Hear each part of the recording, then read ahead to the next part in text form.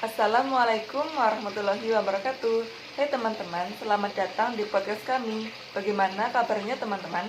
Semoga sehat selalu dan bahagia selalu ya. Amin. Perkenalkan, nama saya Siti Masito dari Prodi Ekonomi Islam, Fakultas Ilmu Agama Islam, Universitas Islam Indonesia. Di sini saya sudah bersama dengan narasumber kita, yaitu Saya Ayah Sofia Latifi dari Prodi Ekonomi Islam, Fakultas Ilmu Agama Islam, Universitas Islam Indonesia. Jadi di sini kita mau membahas tentang manajemen wakaf yang ada di Malaysia. Menurut Mbak Ayah, wakaf itu apa sih? Wakaf itu adalah perbuatan hukum wakif atau pihak yang akan melakukan wakaf untuk memisahkan atau menyisihkan sebagian harta benda miliknya untuk dimanfaatkan selamanya atau untuk jangka waktu tertentu sesuai dengan kepentingan guna keperluan ibadah. Kira-kira negara mana aja yang menjalankan wakaf selain di Indonesia? Negara yang menjalankan wakaf selain di Indonesia ada Malaysia, ada Bangladesh, ada Turki, ada Thailand, ada Amerika. Tapi di sini kita akan membahas wakaf yang ada di Malaysia. Jadi di Malaysia ini wakafnya berbeda-beda karena Malaysia terdiri dari 13 negara bagian. Nah, setiap negara bagian dipimpin oleh seorang raja. Dan setiap negara bagian juga memiliki aturan-aturan yang berbeda, serta memiliki Departemen Agama Islam yang bertugas mengelola urusan keagamaan, termasuk wakaf. Nah, wakaf di Malaysia ini bersifat independen, tanpa intervensi dari negara pusat. Nah, konsekuensinya wakaf di Malaysia ini dapat berkembang dengan kebijakan dari negara masing-masing. Kalau boleh tahu, nama pengelolaan aset wakaf di Malaysia itu apa? Nah, nama program pengelolaan aset wakaf di Malaysia itu salah satunya adalah Majelis Agama Islam Negeri. Bagaimana sih pengelolaan wakaf di Malaysia itu? Nah, pengelolaan wakaf di Malaysia ini Malaysia dianggap sebagai sebuah negara yang Islam kan. Nah, Malaysia memiliki harta wakaf yang cukup banyak dan tersebar luas di penjuru negeri. Nah, di Malaysia ini harta wakafnya selain digunakan untuk kepentingan peribadatan, juga digunakan untuk kepentingan pendidikan. Dan ada juga loh yang menggunakan wakaf ini untuk digunakan untuk kepentingan ekonomi, seperti pembangunan apartemen, pembangunan pertokoan, terus SPBU, ada juga kebun kelapa, dan masih banyak lagi. Nah, perkembangan wakaf di Malaysia ini dapat digambarkan melalui fakta-fakta seperti kayak Malaysia memiliki tanah wakaf yang amat besar dan tersebar luar nih. Nah, itu jika diberdayakan dapat memberi dampak kepada pembangunan ekonomi umat Islam. Nah, selain itu, wakaf di Malaysia juga banyak institut pendidikan di atas tanah wakafnya. Nah, yaitu seperti Madrasah Al-Atas di Pekan, terus Madrasah Al-Atas di Johor, terus Sekolah Agama Arab Al-Masriyah di Bukit Martajam, terus Madrasah Khairiyah Islamiyah di Kepala Batas, Madrasah Masyhur Islamiyah di Pulau Pinang, dan masih banyak lagi. Wah, sepertinya negara Malaysia sukses ya dalam mengelola wakaf di negaranya. Meskipun terlihat sukses dalam pewakafannya, Malaysia juga memiliki hambatan loh dalam pengelolaan wakaf. Di antaranya yang pertama, Malaysia memiliki 13 negara kan masing-masingnya. Nah, terus di setiap 13 negara itu memiliki peraturan yang berbeda-beda, terutama di masalah perundang-undangannya. Nah, yaitu adanya ketidaksamaan dalam undang-undang wakaf antara negeri-negeri tersebut. Nah, ada yang berbeda dalam pemahamannya, ada yang berbeda dalam tafsirannya, ada yang berbeda dalam tata cara dan hukumnya. Nah, itu karena kebanyakan wakaf yang dikelola sendiri oleh pemegang amanah masing-masing, bukan oleh pihak wakaf yang berwenang dalam bidang keagamaan seperti Majelis Agama Islam. Nah, dan yang kedua, mayoritas tanah wakaf di kawasan bandar terletak di lokasi yang kurang strategis ternyata. Nah, dan itu sulit untuk dikembangkan. Dan yang ketiga, yang kedua ya, sekarang yang ketiga, sebagian tanah wakaf digunakan kurang sesuai dengan tautan syariat Islam.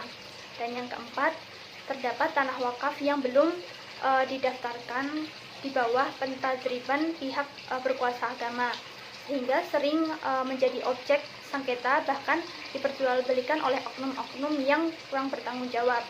Dan yang keempat, dan yang kelima, ketidakadaan dokumentasi data yang lengkap tentang tanah-tanah wakaf tersebut. Dan yang terakhir, masih banyak wakaf properti yang terlantarkan dan dikelola dengan memakai manajemen yang tradisional. Nah, dari 6 hambatan tersebut, Malaysia setelah tumbuh kesadaran terhadap wakaf, hambatan-hambatan dalam wakaf di Malaysia ini demi sedikit teratasi. Nah, seperti terutama sekitar tahun 1980-an, pengelolaan wakaf mulai dikemas oleh pihak berwenang dalam bidang keagamaan, yaitu oleh Majelis Agama Islam Negeri. Nah, lebih dari itu, pada tahun 1985, misalnya Majelis Agama Islam Negeri Pulau Pinang telah memulai berusaha mendaftarkan semua tanah-tanah wakafnya di negeri tersebut. Nah, di tingkat nasional pada tanggal 27 Maret 2004, Perdana Menteri Malaysia telah mengumumkan untuk memastikan harta wakaf, zakat dan haji di seluruh Malaysia lebih rapi dan sistematik dan dapat menghasilkan hasil yang lebih baik. Jadi apa sih bentuk wakaf yang ada di Malaysia itu? Jadi bentuk wakaf yang ada di Malaysia itu ada wakaf tunai. Nah, wakaf tunai di Malaysia ini sudah mendapatkan perhatian. Majelis Agama Islam negeri ini sudah mulai membangun sistem wakaf tunai dan saham wakaf. Nah, pewakaf atau wakif nanti akan memberikan uang kepada Majelis Agama Islam Negeri untuk dimasukkan ke dalam tabung wakaf. Nah, dan kemudian uang tersebut digunakan untuk aktivitas sosial, termasuk untuk investasi. Nah, ada juga nih wakaf saham. Nah, wakaf saham ini dipergunakan untuk membiayai investasi wakaf. Nah, jadi misalnya ada seorang individu atau sebuah organisasi membeli sejumlah saham yang ditawarkan oleh Majelis Agama Islam Negeri dengan keinginan mewakafkannya. Nah, segala keuntungan yang lahir dari saham tersebut itu nanti akan kekal dalam bentuk wakaf dan tidak diberikan kepada pembeli saham tersebut. Nah, ada juga nih negara yang melaksanakan sistem saham wakaf ini, yaitu negara Johor, Pulau Pinang, terus Malaka dan Kedah. Nah, di Johor ini, sebuah lembaga di bawah kerajaan negeri Johor di Malaysia menggunakan sistem saham ini dengan memperkenalkan satu sistem yang lebih inovatif, yaitu yang dinamai wakaf kooperat. Nah, di Johor Corporation ini tidak menjual saham kepada individu atau organisasi. Nah, seperti yang dilakukan dalam saham wakaf biasanya, tapi sebaliknya Johor Corporation ini yang mewakafkan saham-sahamnya. Nah, misal pada tanggal 3 Agustus 2006, Johor Corporation melalui 3 anak perusahaannya telah mewakafkan saham miliknya dengan nilai aset sebesar 200 juta ringgit Malaysia. Nah, Johor Corporation juga mewakafkan saham 75% dalam syarikat Tiram Travel yang menguruskan paket umrah dan haji. Nah, selain dari wakaf kooperat, Johor Corporation juga menggunakan uang tunai sebagai benda bergerak untuk memberikan pelayanan kesehatan kepada mereka yang memerlukan.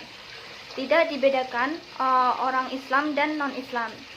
Jadi, Johor Corporation merealisasikan usaha ini dengan mendirikan dana klinik wakaf An-Nur untuk bertujuan pembangunan rumah sakit dan klinik wakaf. Nah, sampai tahun 2007, dana klinik ini telah berhasil mempunyai 5 rumah sakit dan 5 klinik. Nah, di Malaysia ini, di samping wakaf tunai yang dikelola oleh Majelis Agama Islam Negeri, lahir pula Institut Amanah Saham Wakaf. Nah, Amanah Saham Wakaf ini dioperasikan melalui bank. Nah, mereka yang menawarkan saham ini kepada masyarakat dengan harga tertentu.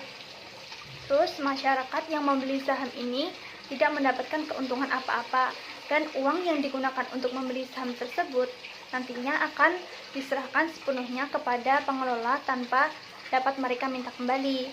Nah, keuntungannya akan dikelola oleh pemerintah untuk kepentingan umum. Nah, tujuan utamanya dari uang yang dikumpulkan adalah membangun sarana-sarana yang bisa mendatangkan keuntungan.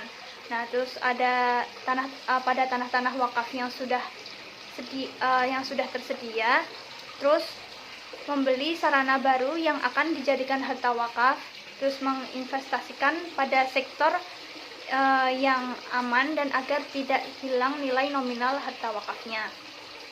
Jadi bentuk wakaf yang di Malaysia itu ada wakaf tunai, ada wakaf saham, terus ada tadi ada juga wakaf yang berbentuk tanah untuk institut pendidikan, untuk kepentingan pendidikan. Sekian pembahasan tentang wakaf yang ada di Malaysia. Kurang lebihnya kami mohon maaf. Wassalamualaikum warahmatullahi wabarakatuh.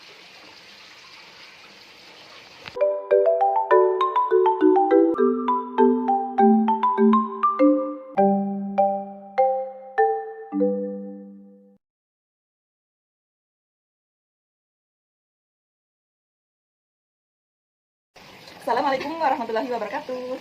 Hai, halo, annyeong teman-teman. Semoga apa kabar? Maaf ya.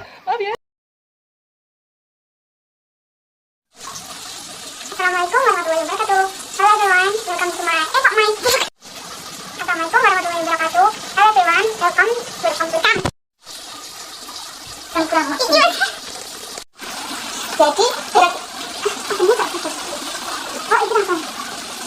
opening film. Assalamualaikum warahmatullahi wabarakatuh. Hello everyone, welcome to our podcast. Jadi di sini kita akan membahas tentang wakaf yang ada di Bangladesh. Jadi Mas Ita, apakah sudah siap untuk menjelaskan podcast ini? Perkenalan dari produksi aku sih. Oh iya, aku harus Wah, sepertinya negara Malaysia sukses ya dalam mengelola wakaf di negaranya. Walaupun terlihat sukses nih negara Malaysia dalam mengelola wakafnya, tapi negara Malaysia juga memiliki hambatan dalam pengelolaan wakafnya. Di antaranya yang pertama, negara Malaysia kan terdiri dari 13 negara. Nah, 13 negara ini memiliki peraturan yang berbeda-beda. Nah, salah satunya berbeda dalam masalah perundang-undangannya. Nah, yaitu adanya ketidaksamaan terhadap undang-undang wakaf antara negeri. Nah, ada yang berbeda dalam pemahamannya, ada yang berbeda dalam tafsirannya, ada yang berbeda dalam tata cara dan hukumnya. Nah, itu karena kebanyakan wakaf yang dikelola sendiri oleh pemegang amanah masing-masing, bukan oleh pihak berwenang dalam bidang keagamaan seperti Majelis Agama Islam Negeri. Dan yang kedua, mayoritas anak wakaf yang ditawarkan bandar ini terletak di lokasi yang kurang strategis ternyata, dan itu sulit untuk dikembangkan.